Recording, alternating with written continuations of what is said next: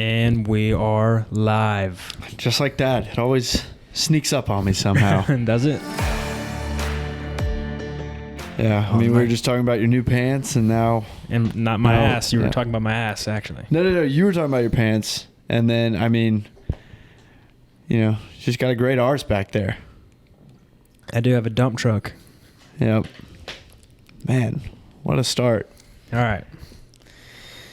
So you have a back injury, you said? Yeah. I went back home in the neighborhood, there's just like a lot of hills to go up and down, and I'm doing the 75 hard. So I was doing a lot of running, and at one point I ran with my mom, my sister, and my baby niece, and she's like a baby. So she's just in a stroller. How old is she? Just turned a year old in July. So when we would go up the hills, I would grab the stroller and just like sprint as fast as I could go. But like these hills are very steep, and my back was getting sore. But I didn't really think much of it. And then yesterday, like my back was getting worse and worse and worse, and like I was just like nothing would help it. Like I got no relief no matter what I did. Even laying down, like I was just like, oh my God. So I took some medicine. I tried getting some sleep. I got like no sleep last night. And then I just woke up and I felt like I couldn't walk pretty much. And there was no way I was going to work out. So I did something that I've been scared to do for years now because of videos that I see on the internet, is go to a chiropractor. But I went. There was one right down the road from me. They were doing walk-ins. So I went in there, and he like pulls me into his office. He's like, I want you to see like how it works, because he was like, have you ever done this before? I was like, never. And he could like see the fear in my eyes. He was like, all right, we'll come back into the room. I'm about to work on this guy in front of you. You can see like how it is, and if you have any questions, just let me know. And he was doing exactly what I was terrified of being done to me. Just, it's the neck, really. That's like the big thing that I'm terrified, because I'm like, dude, if you mess this up, I'm dead. I'm done for. And like he's just like, oh my bad. You're good. He's just, I mean, it looks like he's about to kill him every time. And like my face is just and then, he kind of talked me through it, blah, blah, blah. And oh, my God. I mean, it's, like, hurting a little bit more now, but, like, for the rest of the day today, I mean, it's like he fixed it. My neck still hurts, but, like, it feels a little bit better. Yeah, like, it works for you, but if you look up chiropractor on Google, it says it's a pseudoscience. Like, it's not a real thing. Like, it's not... some people don't believe it's a real way to heal people. I don't know. The guy before me, when he left, he was like, all right, thank you, doctor. Or I think his name was like Dr. Aaron. I was like, doctor? All right, okay. It makes me feel a little bit better. I think you have to be a doctor to be a chiropractor. Do you? I think. I don't know. I mean, that dude called him Dr. Aaron. I don't think you're allowed to just throw that out there. No. Okay, so if chiropractor Dr. Aaron was on a plane and somebody was dying, like, would he be the kind of person to be like, hey, like, step away, I'm a doctor? And then he starts to pop their back. Yeah, like if they're like having a heart attack, like, but then, I think like plastic surgeons, same thing. Like if they're on a plane and somebody is having a heart attack, could they also be like, hey, everybody step away, I'm a doctor? Them probably. Yeah, probably. Okay. I mean, a doctor is a pretty wide term. I could be a doctor of law, have a PhD, and you're still a doctor. Okay. I think it's just a grade of education. But most of the time it's a medical. Yeah. That is interesting. Yeah, I don't want a lawyer, like, getting everybody to, like, step aside and say, hey, I'm a doctor. And it's like, actually, like, this is how we can sue the airline as I'm dying. That's not what I want in that moment. Yeah, no, you don't want that. There's like doctors of pharmacy, there's a bunch of doctors, so they might know a general medicine. They might be just the more educated person on the plane. Don't worry, I'm a doctor. And they just decide to do it. Yeah. But well, it was it helped my back for sure. I mean, I know I was having to like lay on the floor out there, but like I mean, it's definitely sore, and he said it would be, but it was killing me. So I mean, this isn't nearly as bad, but my neck is still like just has like this crick. Like I can't. It's only on the right side, but we persevere. And we get the job done regardless. Boom. And that's why I'm here right now. Doesn't matter how much pain I'm in. My back could be broken and I'd still show up. We'd be filming this bad boy in the hospital. I could be in a full body cast. Doctor just told me that I'm paralyzed for life. And I'm like, all right, Kade, what are we watching tonight? The one thing I would never want to do is do a Zoom podcast. Those are lame to me. It would just depend on where I'm at. Like if I'm like up in the mountains or something, or maybe at like a cool dojo, or like I'm hanging out with the monks, then it's like, hey dude, like let's actually, I bet they'll love this. Go warn the monks, hey bro, you should watch this movie. Yes, you should check out Everything Everywhere All at Once. It's a great movie. Hey Kade, watch. Rub his bald head for good luck. Yeah. And he beat your ass with a flick of a pinky. But no, just make me fly away. Yeah. No, but just by mere like, hey dude, I don't really feel like meeting up, let's just do it over Zoom. Fuck that. Yeah. But even like if we were separated over like a course of like weeks where we didn't have enough to preload or didn't shoot beforehand or whatever, I'd rather just bring on a guest, or you have a guest. Like if we were separated and I'm not here, you're not here, just have a guest. I'd rather us not do a Zoom. Yeah. Those are just lame. They're disconnected. Yeah, but then I'm terrified of that because, I mean, what if that guy just kills it and then we get like 1 million views and then boom, Gray was the problem. Bye-bye, Gray. No, we do a triple host. Or what if I was gone? I'm like, shit. Bye-bye, Kade. The one guy that produces this thing, he's gone. See ya. No, we just have a 3-person. Yeah. I do at some point want to do like a multiple, like 4 people. We have sure. the 4 mics. The more the merrier. Might be fun. We'll figure it out. Next time there's like a big we need guy to host movie. We need to host tryouts. Yeah, tryouts live. Live on the podcast. We have like a good amount of people we know that tune in. They're like, dude, like let me get in on this podcast. And I'm like, dude, no, but keep tuning in. And thank you for sharing your opinions on what we say, but you don't really meet my criteria. Sorry, Chambers. Suck it. But yeah, okay, so my back is not broken, just hurts. But I'm tough like that. I'm built like that. What's up with you, Kade? What's up with me? Yeah, you got these new cozy pants. Nice pants on. They're actually built. You said I'm built. These are built. That's the brand. It's called Built? BYLT. Built. Oh, okay. Kind of like Crown. Right.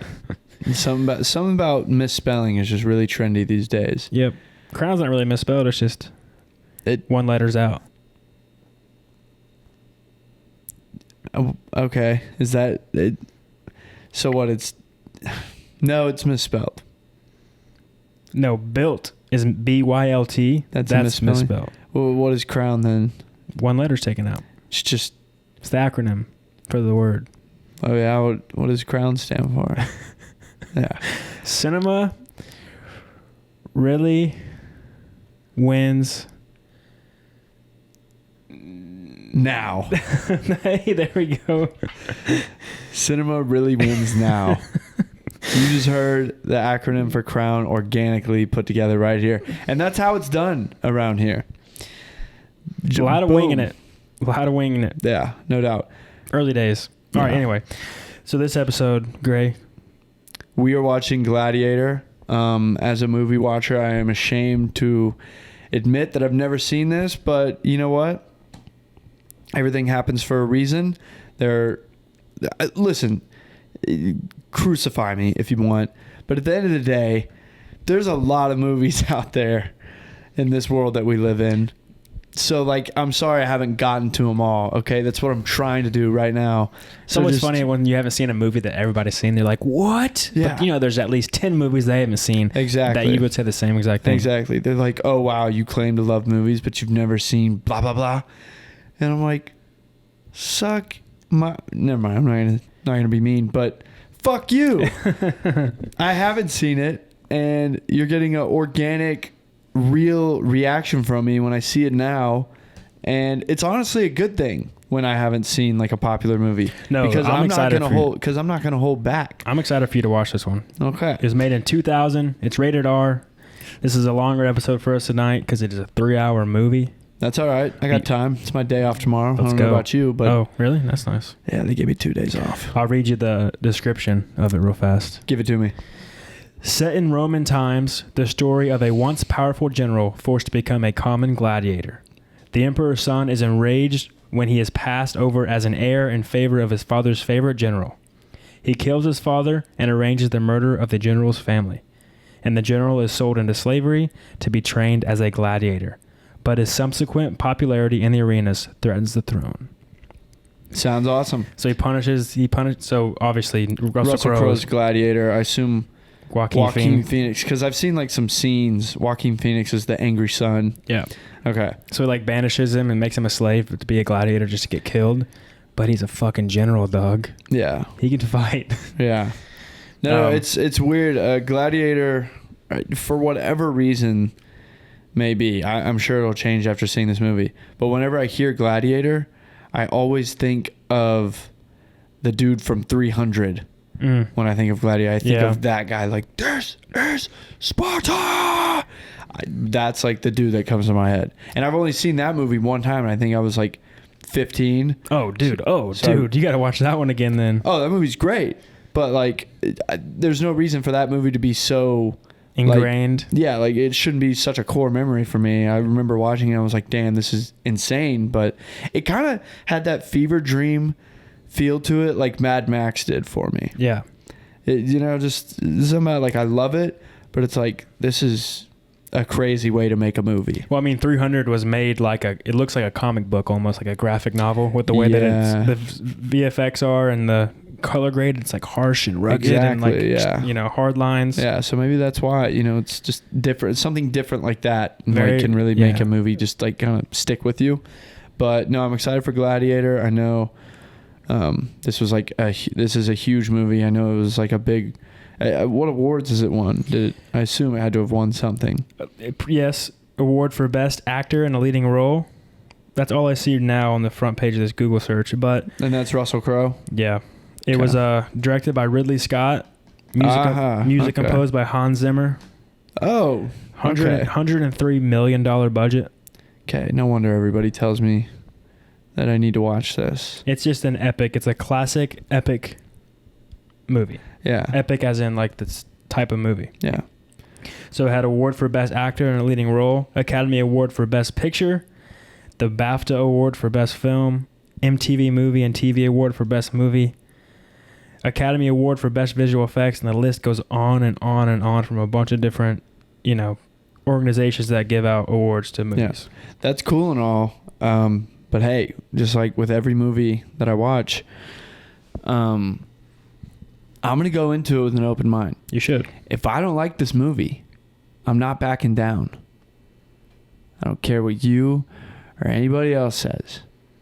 It's my God-given right. Don't come into this with a negative attitude. I'm going into it with an open mind. I hope I love it, but I'm ready to not. Praying for the best, prepared for the worst. That's what you got to do in this life. So I'm excited for Russell Crowe. Can't let me down. Dude's a damn good actor. Joaquin Phoenix, damn good actor.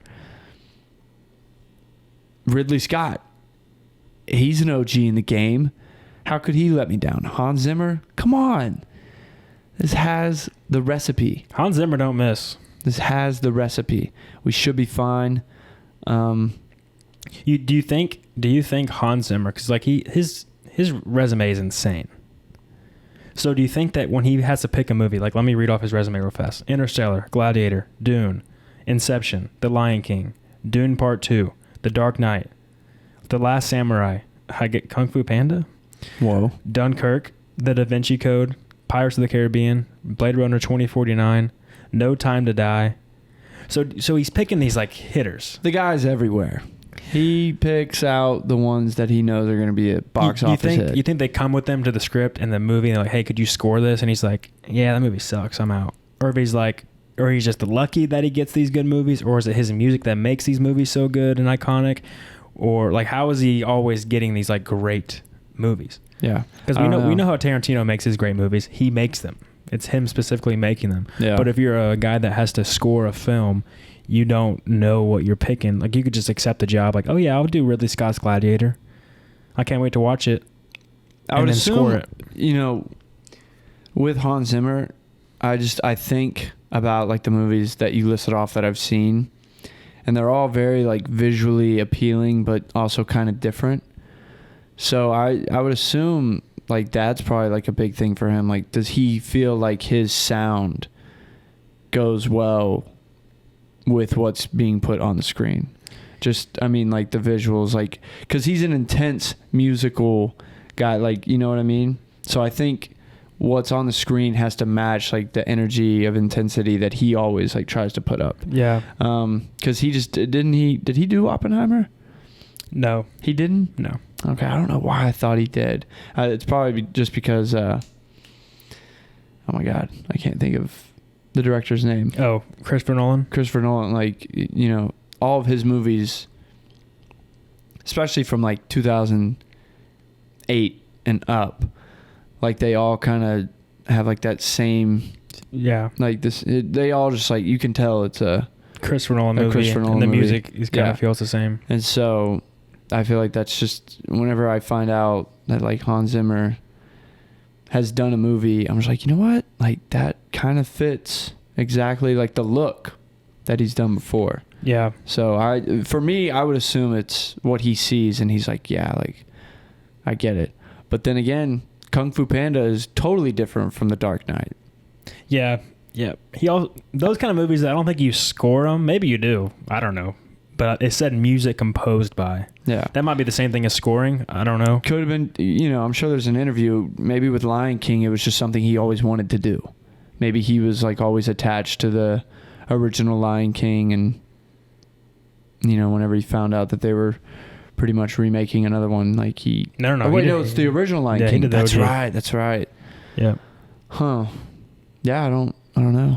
I mean, that's an intense movie as well. But music does truly have an insane effect on the product. Yeah, it changes everything. Vice has been releasing these guides to film on YouTube. There's like these cool things that go over. They did one on Tarantino. I watched one last night, like half of it, on John Carpenter, who did a lot of slasher films back in the day. And he said when they first tested out the movie Halloween that he made, people weren't scared by it. Because, back horror movies weren't a thing. It was always monster movies. And so he made this slasher movie. It was like a new thing in the like horror space, monster movie space, right? Because it's not a monster, it's just a human killing people. Yeah. And so he said when somebody else scored his movie, it wasn't scary. People were like, this isn't scary, this movie sucks. And then he went back and he scored it himself and has the iconic Halloween music. Yeah. And it changed the game. Like, gotta think about, everybody was like terrified after they watched it because just by one simple change in the music. Yeah. I mean, you got to think about that. I mean, Jaws. Yeah. Star Wars, like Darth Vader coming. Yep. For me, what always will stick out is Interstellar, Hans Zimmer. Yep. When they're on the planet and it's just like the water and they think it's mountains and then they realize those are waves. Those aren't mountains. Those are waves. And the music just starts to swell. Yeah. Yeah. Because here's the song I was talking about. Oh no! I couldn't think about it in my head. I knew the vibe of it, but I couldn't get the exact thing in my head. And I wanted to hear it. But yeah, so I'm excited for Gladiator. Does Gladiator have a big song that people kind of connect with it? I couldn't remember. No, I haven't seen this movie in a while. Okay. It's been some years. It's been a good amount. All right, well that's good. How many times have you seen this movie? Probably less than 3. It's either 2 or 1. It could be 3 though. Okay. Equal to or less than 3. Yeah, but through the span of your 23 years of life, you've seen this movie 2 or 3 times. Yep. Okay, so this will be fresh for you. Yeah. I've seen. Yeah, I don't remember a lot of it. So. Oh, I hope that's a bad thing. Or I hope that's not a bad thing. No, it's just been a while. That's all it is. And it's a long ass movie, bro. I can't remember every single scene in that movie. Okay. How long is this movie? 3 hours, 250. 250. Let's get it on. Let's go.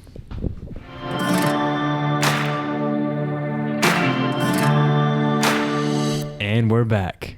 Strength and honor. We just watched Gladiator. All right, what are your initial thoughts?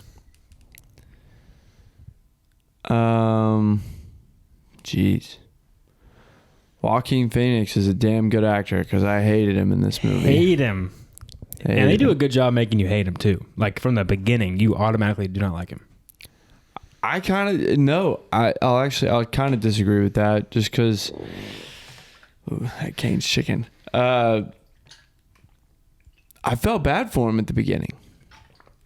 Like he was just like this crybaby that his dad didn't like very much, but his dad also was like, yeah, I mean, I also wasn't like the best father, so that's why you ended up being such a pussy. And I mean, I was just like, damn, like poor guy. But then he kills his dad. No, but in the beginning, I didn't like him just because when he shows up to battle late, he's obviously like, hey guys, did I miss the battle? And he's like, you missed the war. Yeah. Actually.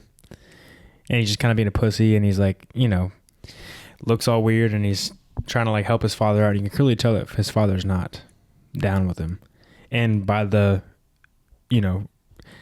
way that everybody else treated Marcus Aurelius and treated Maximus, it was very much high praise. Yeah.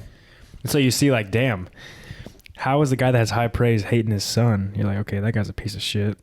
Yeah. There was that.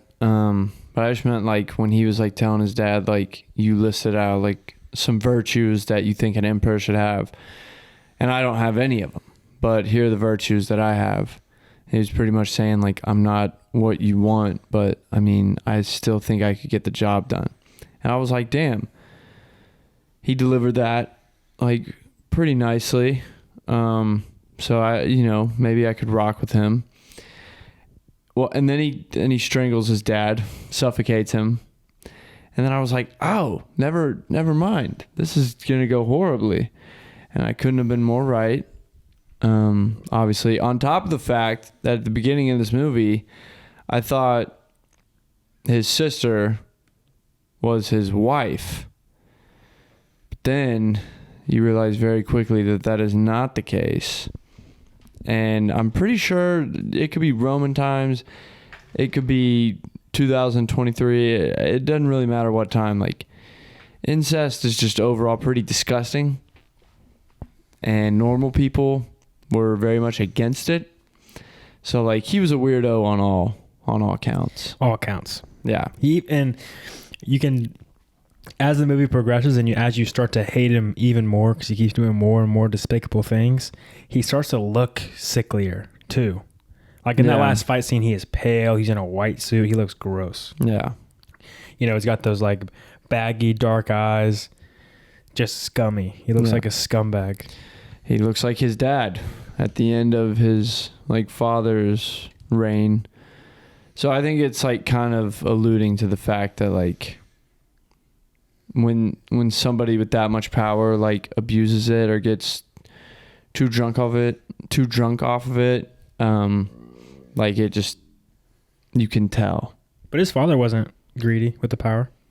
No, not necessarily, but like his father even admitted, he was like, pretty much like all I'll be remembered for is having Rome like involved in war for the however many years I was in power. Well, no, he was asking him like, what will I be remembered by all the wars I fought, by the philosophy that I've read and taught? Will it be about this? He's like, because he's talking about all the things he's done during his reign. He's like, what will I be remembered by? Yeah, but essentially, like, that's what history would remember him for. He was like kind of acknowledging, to me, it seemed like he was acknowledging the fact, like, I am a philosopher, like, I have like done all these things, but for the most part, like, people are just going to remember the fact, because that is like what historians do for the most part. Like, when they're looking back at these historical figures, they just look at, was it a peaceful reign or was it a time of war for them? Yeah, well, I see what you mean by how the movie showed it. But in real life, Marcus Aurelius is known for his philosophy. Oh, really? He's the biggest Stoic philosopher. Like, I have his book actually up there.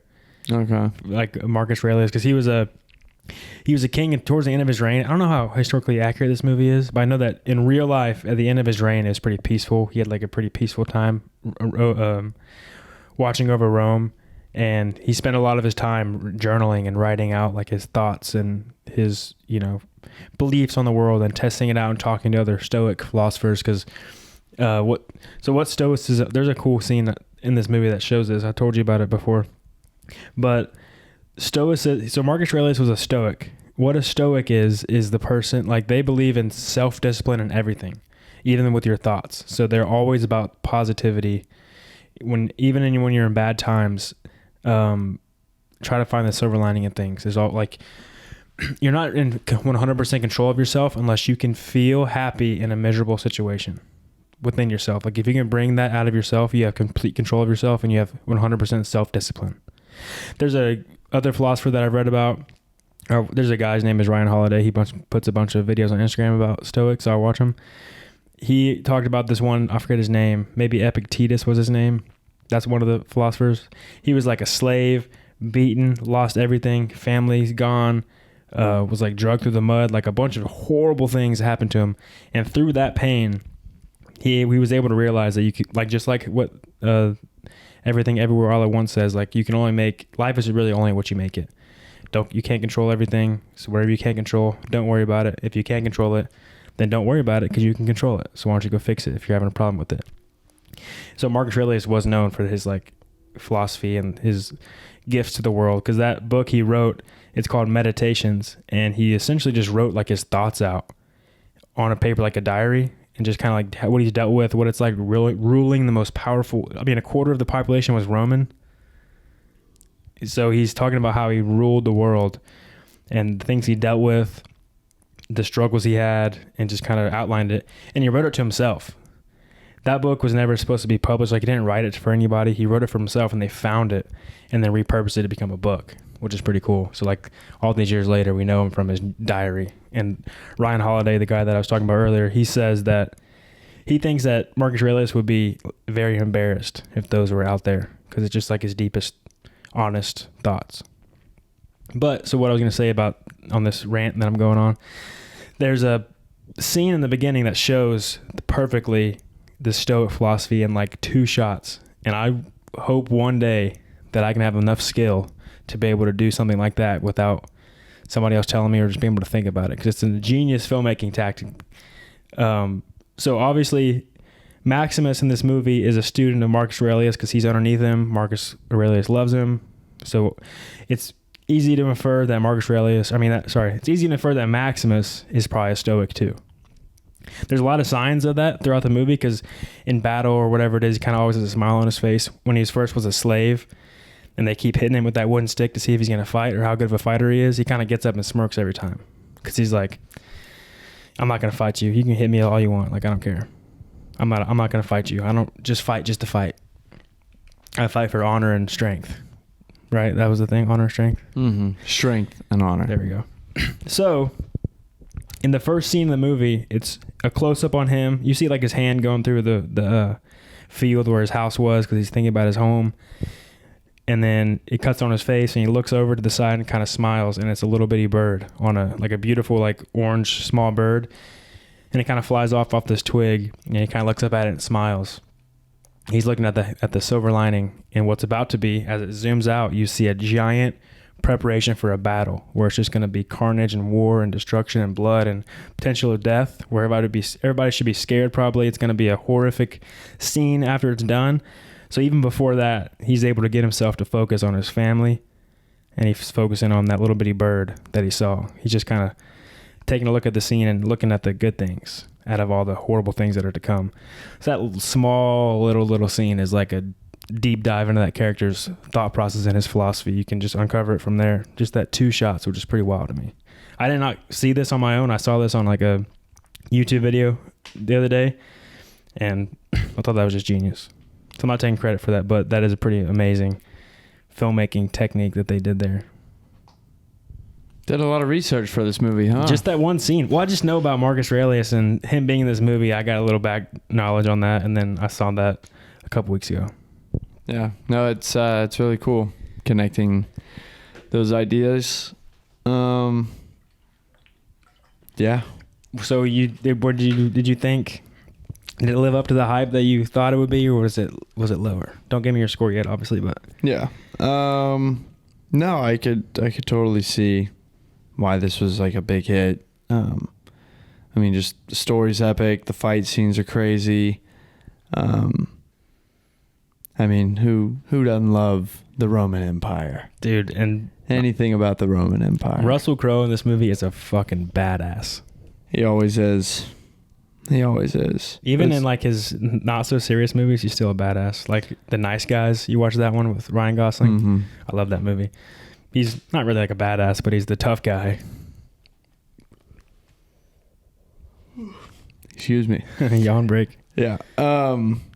No, this is, you know what? I just now realized this is a good movie for us to watch. Because like right now there's this big trend going on where girls are fascinated by the fact that guys like think about the Roman Empire. Like just every so often. Like, well, I mean, if you think about it, what they got? Colosseum, gladiator fights, the biggest empire in the world. They've influenced a lot, like, on the societies that, like, we see today. Yeah, I was going to say, it's not... The Greeks created a democracy, right? Mm-hmm. I think the Greeks created, not the Romans. I was going to say the Romans. That's where democracy started, but I think that's with the Greeks. Yes, but the Republic's still, like, picking out a Senate and, yeah, like, the people, you know, pick out leaders. Like, it wasn't a dictatorship, essentially. Yeah. There was a lot of influence, obviously, on that. But, I mean, you know, pretty crazy stuff. I mean, they had gladiators, and we have football. UFC fighters, too. UFC fighters. Like, we're still into that kind of stuff. Yeah, I mean, 100%. I love seeing dudes, like, just get knocked the fuck out and start bleeding. I don't know how I'd feel if I saw people dying. Maybe we've been censored a little bit in that regard, which is a good thing. But, you know, definitely a lot of influence from the gladiator fights. So I was thinking about this during the movie. Back then, gladiator fights were normal. People just watched them, entertained by them. People just went in there to die. So think about the UFC just like 10 years ago. They were able to grab each other's dicks. They were able to like headbutt. They could stick their fingers in your mouth. Like it was like a... Whoa. Sounds... Huh. I meant like pulling your face and shit. All right, yeah. No. Nice. I don't know if that's actually accurate. I just said that. I mean, grabbing dicks and sticking fingers down their mouth. I mean... Pretty kinky. Wow, I didn't realize the UFC was so kinky 10 years ago. But it really was like you could literally do whatever you wanted to. Mike Tyson bit a dude's ear off. Yeah, it was bare knuckle. But that was the legal rules. There, you know. Now we're like, wait, no, they shouldn't do that. Like, why should they be allowed to grab each other's dicks? Like, that seems kind of fucked up. So I've been thinking about like what happens as we progress forward. Will like knocking somebody out be like, oh, whoa, hey, we should not do that. Yeah, like, concussion protocol. Yeah, exactly. So like I wonder in the future if that's gonna be an issue. Like we're gonna look back at, damn, we used to watch people get knocked out. Those people were crazy. Yeah, I can't believe they would just watch them beat the shit out of each other and knock each other out. Yeah, break arms. Like what? Yeah, like the Romans, like looking now, they're just like, wait, there's no swords. Like you can't cut a man's arm off and then like strangle him with it. Yeah. What does society come to? I mean, back in my day, I mean, you could really give somebody the work. And that's the thing, dude. You have to be the best back then. You have to be the best because that's if you aren't the best, you're gonna die. Yeah. Unless the crowd likes you. Yeah. Yeah, it's funny because now, like, I mean, did you ever watch the Hunger Games movies? Yeah. Like when you were a kid? I read the books when I was a kid too. Oh, nice. Me too. They're pretty good. They were good. But I just felt like such a phony whenever he, like, the OG Gladiator told Russell Crowe or Maximus, he was like, if you win the crowd, you'll win the battle, you know, whatever. I was like, they stole that from Hunger Games. And I was like, I'm such a fucking child. Like that, Hunger Games absolutely stole that from Gladiator. Let's see. Hold on. Let's see. When did but let's see. Yeah. When Oh my God. But when did the book come out? I'm sure they didn't copy this book, but I'm curious. They didn't. That came out like well after. Yeah, it came because this movie was in 2000. 2000. This book looks like it came out 2008. Yeah, I was about to say. I think it's close to 2010. Did I really read this as an 8-year-old? No, but the movie started coming out at like 2012 or 2013. So like you probably started reading it in 2012. Yeah. Because when they announced that the movie was coming out, I think that's like when the books like started becoming popular or more popular. Yeah. But yeah, so they definitely kind of took that from Gladiator, just fine. I'm trying to think what else about this movie. I love the fights. Get you hype. When the first fight when Maximus walks out, because he hasn't fought once since he's been a gladiator, and he's literally a general. And back then, generals weren't the guys in the back of the horses, or they weren't the guys in the computer room just directing calls. The general was the guy that was leading the front lines of the army. He was the best fighter. The general was the best fighter. Yeah. And so he comes out. He's not going to fight nobody. He don't care. But he's literally the general of the strongest army in the world. So he walks out in the gladiator field and he just fucking hammers their ass. The second fight, he walks down the line by himself. Nobody else got up with him. Maybe I wasn't paying attention. Was he supposed to fight by himself, or were they all supposed to go out there and fight? I'm trying. Which one? It was the second fight. You watch him walk. Is that when he delivers the line? Like, are you not entertained? Yes. Yeah. That's when he just swipes the whole 5-man crew. Are you not entertained? I guess he was supposed to be by himself because I think maybe the guy, like the one that owned all of the fighters, realized like, okay, this is probably my guy right here, so I need to like start getting word around that this dude's an animal. So like the second one might have been like his test. Yeah, I don't know, but I like watching him walk down the aisle because it was similar shot and like look of how when he was walking out past the what's it called, a trench before the battle, he was like walking past all of his men. They would all stand up for him. This time they didn't stand up for him, but he went out there and just whooped ass again. Yeah. I said this during the movie, but like I've never seen this movie obviously until tonight, but I always saw like the meme, the like, are you not entertained? Mm-hmm. And I gotta say, in the movie is pretty underwhelming the way he delivered that line versus the way that I always like read it in my, just in my head. Like I thought it was gonna be like, are you not entertained? But he was like, are you not entertained? Yeah. And I was like, wait, what? Yeah. So I wonder how that actually like became. I bet if Ridley Scott, sorry, there's a Kanye West song where he like says like Scott Ridley. Anyways, Ridley Scott, I bet if he knew that line was going to be super like way more popular than he intended, he would have like chosen a way more impactful cut, a more impactful scene.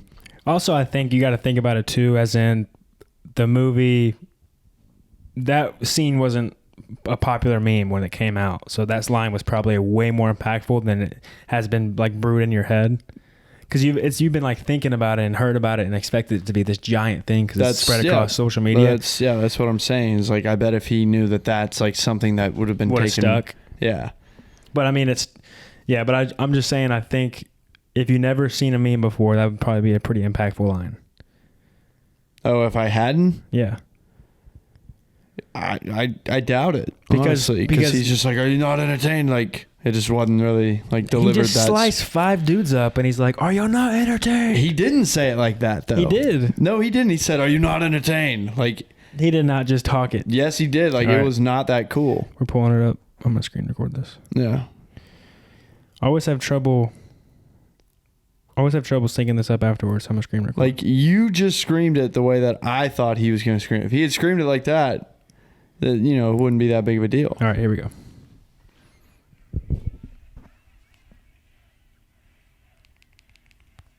Wait, hold on. Is this max volume?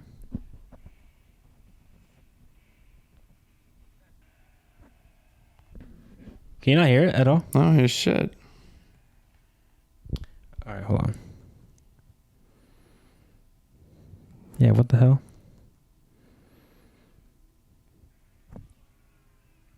Oh, I know why. I guess the people that uploaded this only did the left channel of the audio. This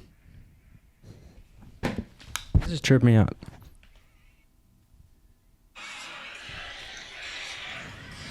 Oh, I know, because I was screen recording. That's why I wouldn't do it. All right, I'm not going to be able to pull it up, but we'll watch it after. I think it is more impactful than you think it is.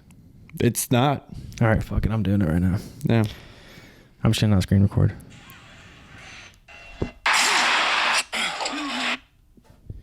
I'll just add the part when I'm skipping ahead. Are you not entertained? Are you not entertained? He doesn't just talk, he's screaming it. I wanted it to be, "Are you not entertained?" Yeah, I know what you mean. He's just like, "Are you not entertained?" Yeah. So, yeah, he didn't talk it, but, like, it should have just been, like, fucking... Like, he should have been, like, screaming, like, "Are you not entertained?" Yeah, but we got to think about his character, too. He doesn't care about these fights. He's like, is that not what you wanted? He's like, being, like, he doesn't want to do this. He's not a gladiator. He's not happy to be killing these people. He's like, so he should sound, like, way more pissed, not more nonchalant. I think that would have been just, like, more powerful. But you're right. Hearing that versus like kind of how I remembered it, like it was a little bit more, but it still wasn't like what I would. Yeah, I see where you're coming from. Where you would think it would be a lot more, just because it became this gigantic thing. Yeah, but what else? What else? I'm trying to think. It's like a 3-hour movie, or 2.5. So it's like kind of tough to like remember. Yeah, I'm glad it wasn't 3 hours. I thought it was 3 hours, but it's only 2.5. I guess 250 is the adding the credits on. Yeah, making a mental note after this movie. Like from now on, like any movie over 2 hours, I'm gonna start like taking notes on. I've done that a couple times where I've written some things down. Yeah, there's just like a lot to cover in this movie. Even though, like, kinda. I mean, I will say it is like a basic plot. I mean, yeah, it's an epic, so it's a very simple structure. It's just like this happens to this happens. Like, let's watch how this goes down. Yeah. But I guess you don't notice this either, but a lot of time passes in the beginning. So I was thinking about, because I say that because I was thinking about him when he kissed the lady, his like ex lady. You know, the one he didn't marry, not his wife. Obviously, his wife's dead. Joaquin Phoenix's sister, yes. He kisses her at the end because, you know, they used to have like a thing. And I was thinking like, damn, right after, like, your wife just died, bro. Yeah. But I forget that a lot of time has passed. Yeah, I remember his cut is a big symbol of that. His gash is huge when he's traveling over from like when they cut his arm. But when he gets hit by when he first gets hit by the wooden swords, in that scene when he's smirking at him, his cut's not there. It's already been healed. Yeah. It's like that's been a large time. And then like one thing I noticed, the second fight that we see, or I think it's the second one, whenever it's like the actual 150 days of like fighting, like the second one that we see on screen, the guy announces it's like the 65th day. It's like, oh shit, I'm doing 75 hard right now. Like 65 days, that's a lot.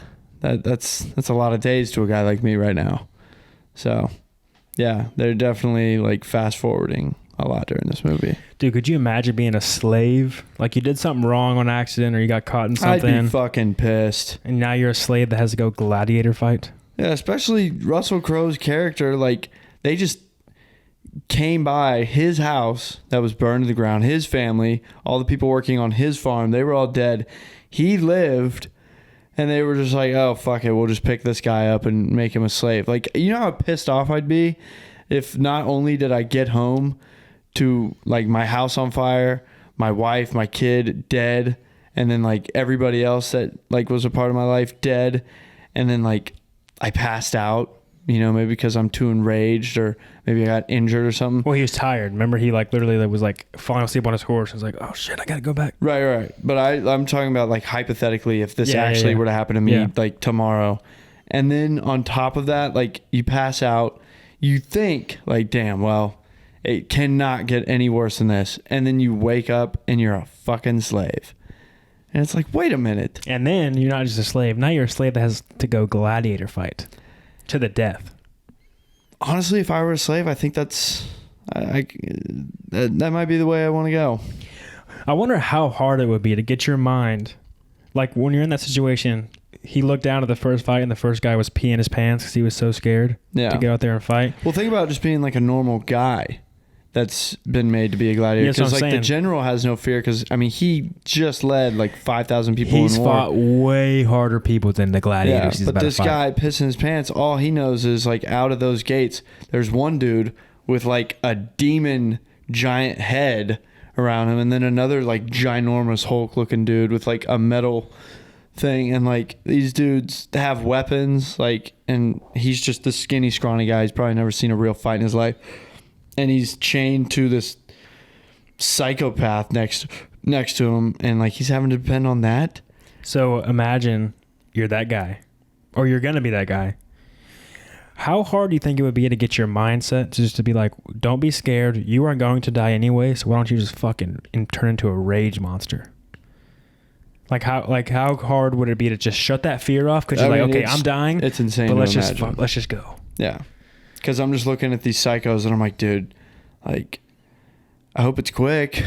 I mean, damn. Like, I hope I just get my head chopped off. That's the best. Yeah, like if you get stabbed in the gut, you gotta like wait for that shit to have to bleed out. I hope I go into shock at least, because then like if I get stabbed in the stomach, like then I just at least I'd have time to like, okay, fuck, it happened. All right. Okay, just waiting for the lights to shut off. You know.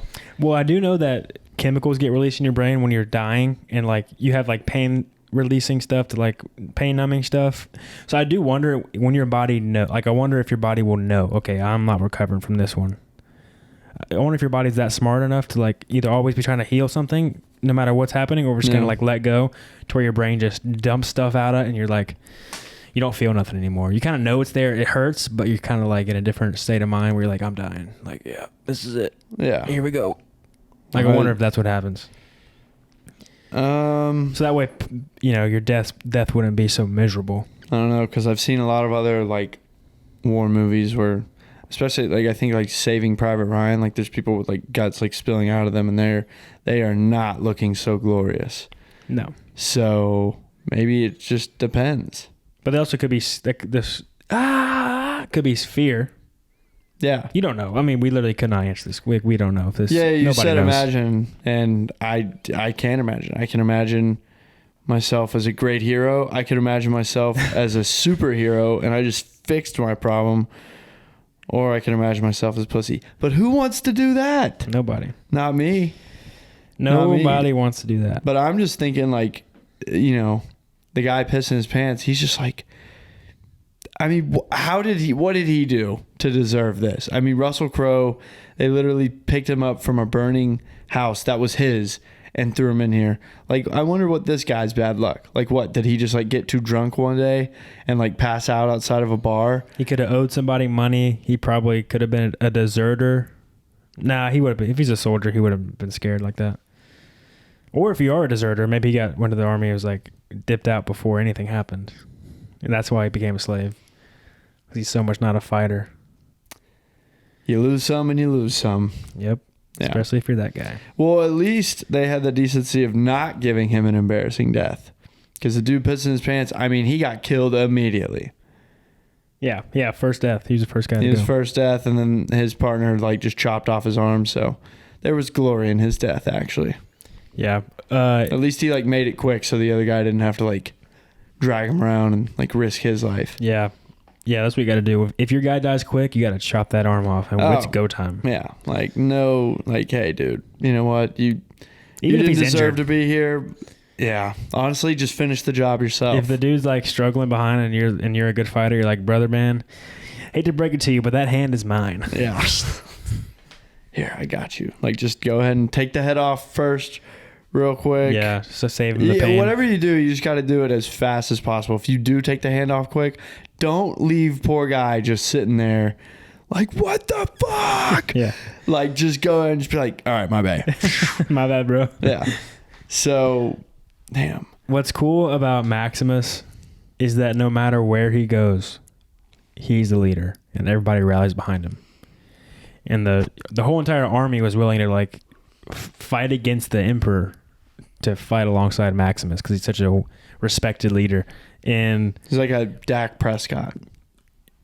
I guess I don't. Yeah. Okay. He is.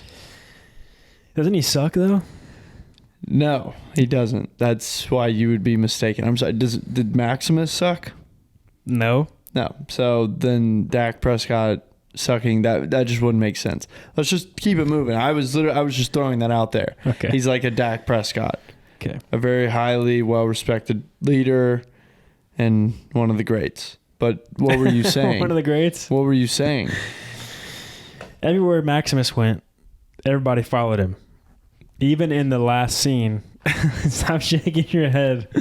What? I can't agree. I can't. All right. But even in that one of the final Gladiator fight scenes, he rallies all the guys together. He's like, "Listen, if you guys follow me, we'll survive.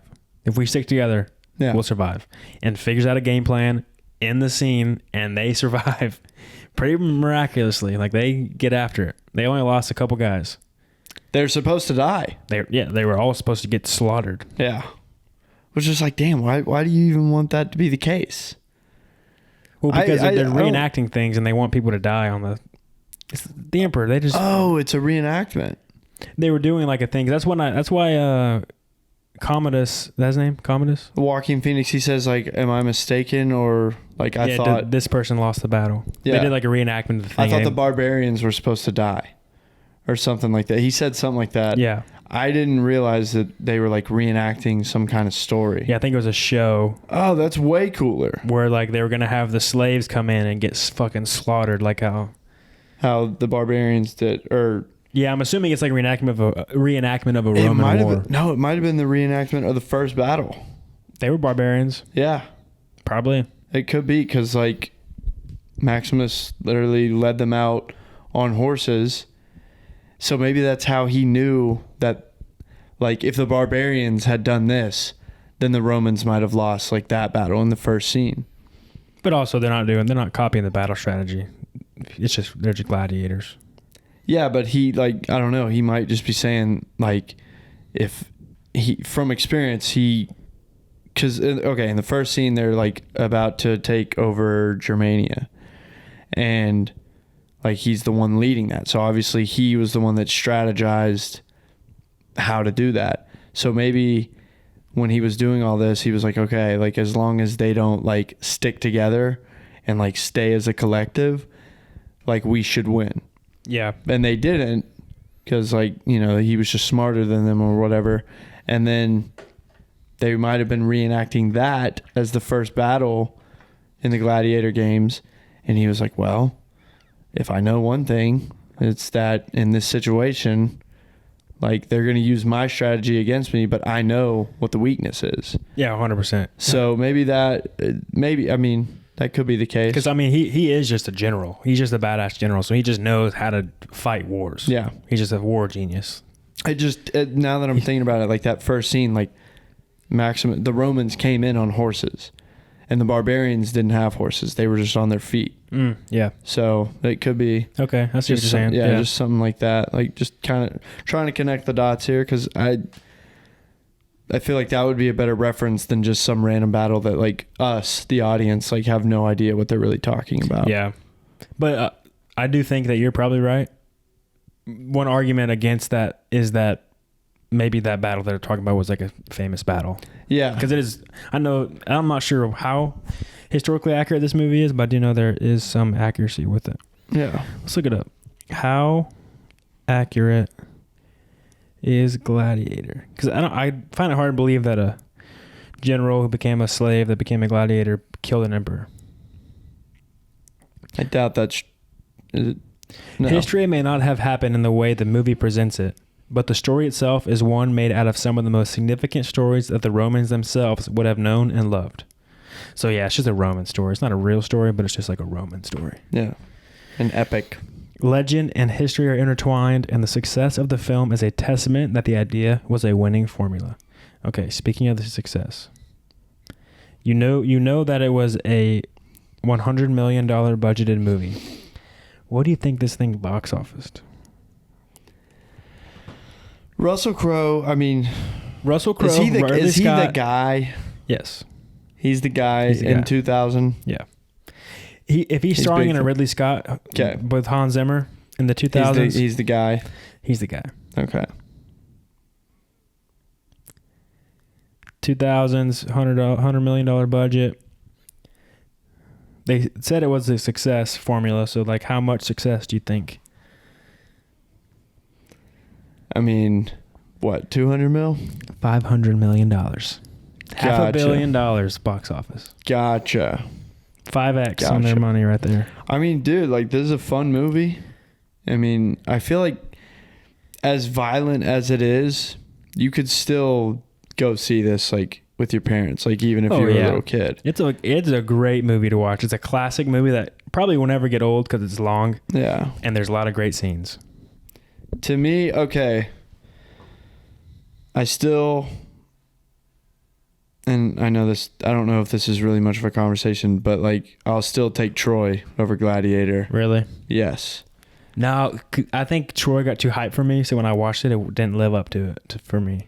I liked it. No, don't get me wrong. It was a great movie. I loved watching Troy it. is one of the dopest movies ever. And plus Brother Brad. He's a badass in that one. He's badass, but then, the other guy, not Orlando Bloom, but the other dark-haired dude. I don't remember. I can't remember, but he's a badass too. Like, I think Troy's better. That's just my opinion, though. This came out in 2004. There's a lot of these like classic, ancient stories. Yeah. Like Troy, Gladiator. What else is there? There's some other ones that came out around that time. Hector? Yeah. They mentioned Hector. Yeah, I remember that. So I guess Troy happens before. Yeah, because ancient Greek I think it was way before the Romans. Yeah. But I'll take Troy over Gladiator, but I like Gladiator. The classic. Has your dad seen this one? Would your dad like this one? I'm not sure. I bet he would. Maybe. I'm trying to... my dad's never shown me a classic like Roman Empire movie, so maybe not. I don't know if he would. I'm gonna look up some other of those classic epic movies. Star Wars. Wow. No. I guess so, kind of. It's not accurate. It's not real, but it's about an empire. There's an empire in there. It's an empire. Oh, Braveheart. It's been a long time since I've seen that. That's a good one. R.I.P. Heath Ledger. Is he in that one? No, it's Mel Gibson. It's too old for. It's 1995. What? No, I think Heath Ledger is in Braveheart. Oh, is he? Yeah, I think he's the son. I think he dies. Oh, let's see. I don't see Heath Ledger. He would be up at the top if he was in here. Yeah, no Heath Ledger in Braveheart. Because it's an older movie. It was out in 95. That's a 3-hour movie. 3 hours, I think, is just too long for a movie. It's 2.5 is like, that's about the max. You should go. What are you looking up?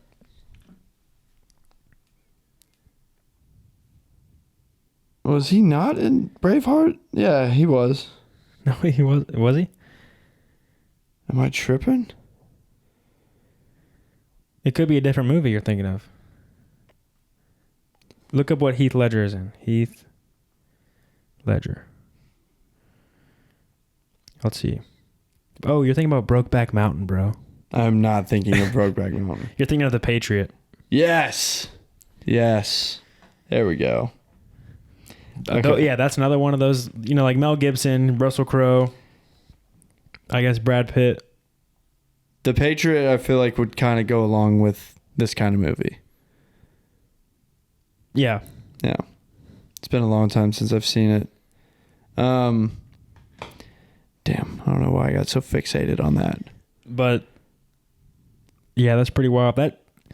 It's kind of crazy that you have to, like, as an emperor like that, the mob is like your control. Like you're kind of, Commodus is like such a weak leader because he just got into it. Doesn't really have any good values. He's not really having any like plan or vision for Rome. He just kind of like wants to be the emperor. And so he's kind of just at the pool of the crowd. Yeah. What's interesting about that is even though he's like just with this pool of the crowd, like he'll kind of do whatever they want him to do. Maximus doesn't. Maximus is genuinely himself the whole time. He's like, I don't give a fuck what the crowd says. The crowd says, kill him. So, and then obviously Commodus is like, yeah, kill him. I'm with the crowd. And he's like, no, fuck that. Yeah. Throws his axe away. And then I think the crowd kind of feels Maximus like how he's being real. Like he's the only real person out there. They know that the emperor's lame. Yeah. Well, Joaquin Phoenix, poor dude, he's got daddy issues. So I do wonder if Marcus Aurelius in real life was a bad father. Being the king of the world, I'm sure you don't have much time to raise your children. You should, though. Holy shit. Do you know how much I would emphasize? Like, if I was a person living in this time, I'd be like, oh my God, please pay attention to your son. Because if you don't, he's just going to suck. Like, you need to, like... And he's going to have a fuck ton of power at some point. Exactly. Like, dude, this is the future. Like, you definitely have to invest time in that. So, like, I'd be really pissed if I found out that my emperor just didn't talk to his son. I'd be like, bro, that should have been, like, he should have just been with you everywhere you went, essentially. Like, by the time he was, probably, like, 10, 11? Like, dude, this dude... Because you're an emperor, and we're in the Roman Empire. Like, you could die by the time you're, like, 25. And honestly, like, we would be like, damn, what a great life. So... When your son's like 10 years old, like it's time to get on that. But think about this. Oh, this is something from the beginning that made me not like Joaquin Phoenix's character, Commodus, is because when he rolls up to the battle, we know that Marcus Aurelius is already dying, but he's there on a horse at the battle. Your young 20-year-old son can't be there on the battle to come fight alongside you, to honor you. You're going to be riding up, comfortably in your little horse-drawn carriage. That's something else. You're like, dude, wow, that guy's a loser. Yeah. Like his old, dying father is there at the battle scene. Yeah, but maybe nobody had the balls to tell him, like, hey, actually, this is probably, like, what you should be doing. Well, what I'm saying is I wonder if that's why Marcus Aurelius knew that his son couldn't be the king, and why he kind of, like, didn't talk to him too much, is because he didn't want to come with them to these battles. He was too scared as a kid. He's like, all right, fine, you can stay at the castle. Nah, you gotta have that teaching moment. Like, hey, dude, can't be a pussy. Gotta be in charge of the whole empire, all the people. Did you not hear me? Quarter of the world. That's ours. Get your shit together and get on this horse. So, no, I'm not giving him that. But yeah, poor dude. Like, his dad didn't like him. His sister sure as hell didn't like him. For good reason. And so all he wanted was just like this big party. But at the same time, he also just like didn't give a damn about the people because like I don't think he really cared. So no, when you grow up that young and you're the king's son, nobody treats you like a real person. You're always right. Exactly. Everybody always does what you say. That's what I'm saying. Like, he didn't know he had to be on that battlefield because if his dad never told him, then I doubt he like had anybody else that would have the balls to be like, hey, dude, like, everybody kind of thinks you're acting like a pussy right now. Like you might want to get on that battlefield, you know? Yeah, that's what sucks about those kids or, you know, having that much power is that not many people treat you like a human. Like celebrities, everybody just kind of just wants to brown nose you and say whatever you want to hear. They won't be honest with you. They won't give you like any honest feedback about anything because they just want to please you. Terrible. That's why I think it's important for you to keep some core friends that don't give a fuck about your status. Yeah. If you become that powerful, because they'll set you straight. They'll Amen. tell you what's up. Amen. All right. What is your rating, first timer? I'll give this movie. Give it a 7.2. That's pretty low. I'm gonna give it To you. I'm gonna tie it with This Is Everything or Everything Everywhere All at Once. I'm giving it an 8. It's pretty high. No, it's not. Pretty damn high. 7.2. I need to keep track of your score so we can compare these. I need to keep track of every time that I give you a score you don't like that you say you're going to start keeping track of my score. It's true. I think 7.2 is fair. I don't know if this movie is I think it's above like a 7.2, obviously. Yeah. Yeah. Put it simply, yes. Yes, you think it should be what, between a 7.5 and an 8? Yeah. I think that's too high. Why? Okay, so here we go. What did you not like about the movie? What did I not like? Taking you a while. Sounds like this movie is an 8 in your eyes. No, I'm just trying to figure out how to put this delicately. But, I mean, Lord. For a movie like this, I don't like how rushed it is. I think any story that like takes this long, like, it kind of sucks to see it be put in movie form. So I don't like how you don't really get like a sense, because like 65 days that this dude's been a slave. I didn't even catch that. Yeah, and he's been in these games. Like, if we were to watch this in like a Game of Thrones, like, you see so much happen during those days, like, you know. So like, I just realizing that, just seeing like how far we've come with TV shows and movies and whatnot today, I think it's just not really doing it enough justice. Like, he could be a totally different person by the time like the second fight starts in the Gladiator. You know what I mean? Like, he could have already been through like so much. He could have lost way more. So there's that, and it's just like kind of like time. I think holes. They could have. I think there definitely is in this movie some things I wish I would have seen. Like, you bringing that up made me think of like, yeah, they could have just accomplished what you just said and solved that issue by just having a montage. Give us a fucking badass montage. Yeah, show us like what did he have to go through to get to, because he finally meets Joaquin Phoenix. Like, and by the time he met him, I was like, you know, we're on like day 60 something. It's probably taken him years to get to this point, because he had to like get famous through all these like trashy, like guerrilla warfare gladiator stuff. Like, I probably took years to really like get that going. I bet it could be pretty quickly with just a few battles, because if you clean house in a battle and they're like, damn, this guy's good, let's give him somebody that's good. If he's taking out big names, then his name immediately becomes big. Well, yeah, but you also have to understand, like, these gladiator fights that he was in initially are illegal. Oh, really? Yeah. I missed that. Yeah, because Joaquin Phoenix's dad banned them. He got rid of them. And then Joaquin Phoenix, what is his name as the emperor? Commodus? Yeah, Commodus brings them back. And then Maximus's master, the original gladiator or whatever, was saying, like, I think it's funny that like the son is bringing back what his dad like always wanted to get rid of. Oh, damn, I missed that. I don't know how I missed that one. So that's a big detail. Yeah, so like it took years probably. Like, I don't know. Like, I just think for a 3-hour movie, just to put it all in one movie over like years and years of time, and then not really even explain to the audience, like you didn't even pick that up. Like, they should definitely like make that more of a thing. Like the 3 years later, that goes a long way. Yeah, simple little title screen, something. Yeah. Montage. I'm a big fan of montages personally. I love a good montage. Montages are good because you can like do all this and like explain like, yeah, it's been like 6 months or it's been a year, 65 days, whatever. Like you can just do that. And like the audience will be like, damn, okay, he's like seen a lot. Like, yeah, you know, so I think, so there's one thing why it's a 7.2.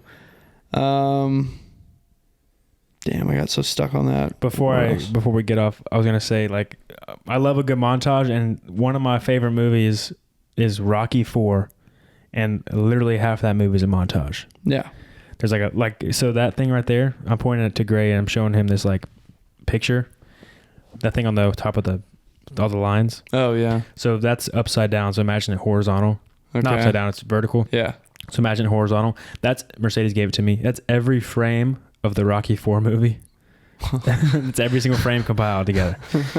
It's just a cool thing she found like on Etsy. So the white part, the white lines, like the white chunks, that's when he's in Russia. Okay.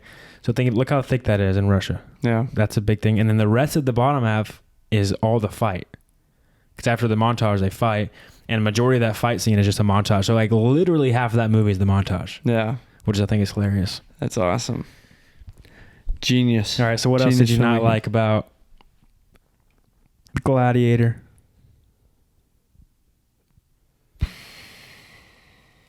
That was my big thing. Damn, I don't know why. I'm like kind of struggling to remember. I had something else. So you didn't like how the progression wasn't shown and emphasized? Yeah, it wasn't emphasized, and so like it felt just like kind of rushed. I can see where you're coming from. Like how Maximus actually meets Camellus or whatever his name is. Think about Common, but Commodus. Oh, Commodus. Yeah, so Maximus finally meets Commodus like in the arena, like with his nephew or whatever.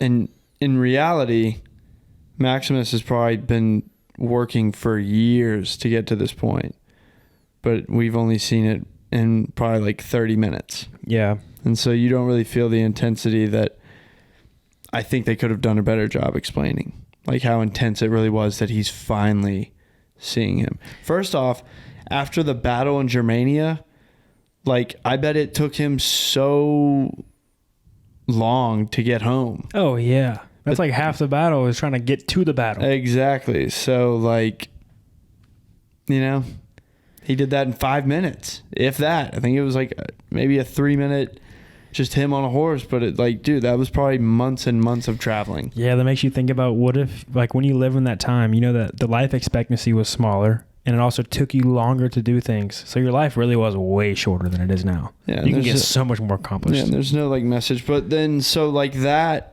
There's you way get so more, much more accomplished in today's age. I'm gonna finish that thought. Yeah, but there's so much more like gravity of the situation that like when he does finally make it home, it's been months, probably weeks at least, of him on a horse just going as fast as he possibly can, camping, praying to God that his family like hasn't died, and then he finally gets home and like he just missed them. Like if he had just stayed up one night longer or not gone to bed an hour earlier, like he could have like saved his family. That would suck.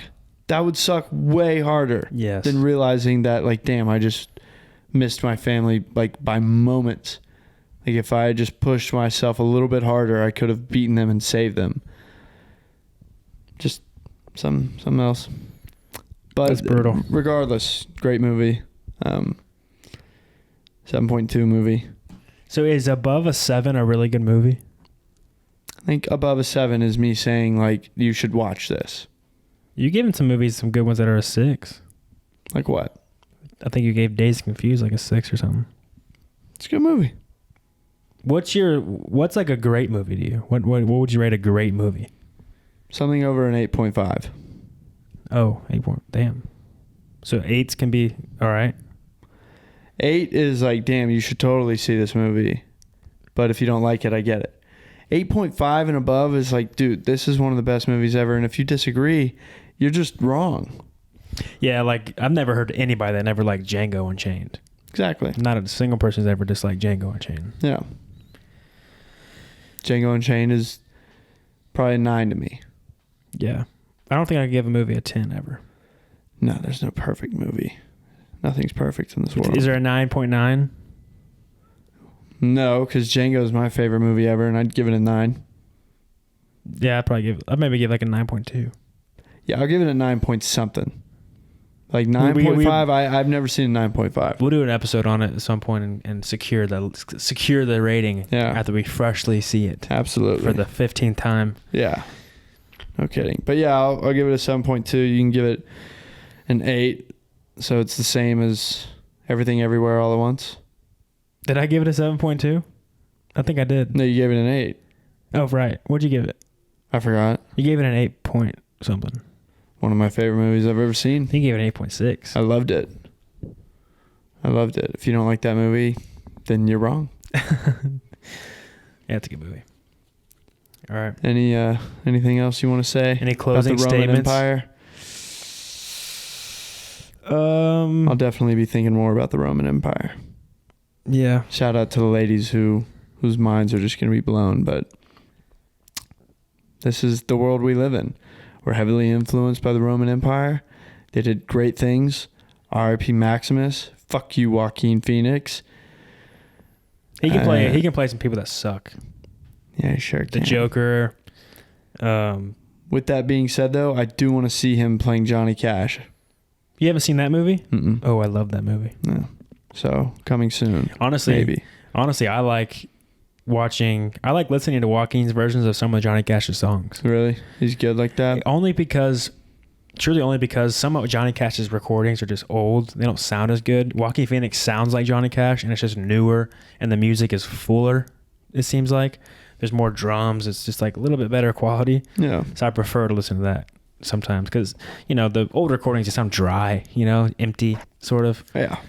Joaquin's are legit. But there are some Johnny Cash songs that I much prefer Johnny Cash. Yeah. Well, we'll get to that movie one day, I'm sure. One day. All right. If you want some merchandise, like a t-shirt maybe a hat, you can go to crowncinemashop.com and we got some merchandise coming your way if you just order it. Do I not look fresh? Does this not look awesome? Does Kade not look awesome? Then what are you doing? I know you think we look awesome because y'all tell us we look awesome. Every day I get 100 messages that say, damn, those shirts are fucking awesome. So why not just get on it while we're still fresh? I mean, we only have 250 followers on Instagram? Yep. Dude, we haven't blown up yet. Don't you want to be one of the cool people that was like, dude, I used to follow them when they only had 200 something followers? Get on it. It's dope as fuck. Why don't you want to be dope as fuck? Also, hopefully, this is the last time in our janky studio. Maybe next episode, it'll be brand spanking new. Maybe. I'm going to order this stuff tonight. Maybe tomorrow. Maybe the next day. Maybe the weekend. I'm looking forward to just kind of building stuff in the background as we go. It won't be finished, but it will be black, probably. More cool lights. We have a new sign that Gray's sitting behind right now. In front of? Yep, in front of. Sign's behind Gray. Yeah. It'll be a surprise now. You can kind of see it. But, yeah, it will be a surprise. All right. Thank you guys for listening. And don't forget, say strength and honor. Strength and honor. We're out.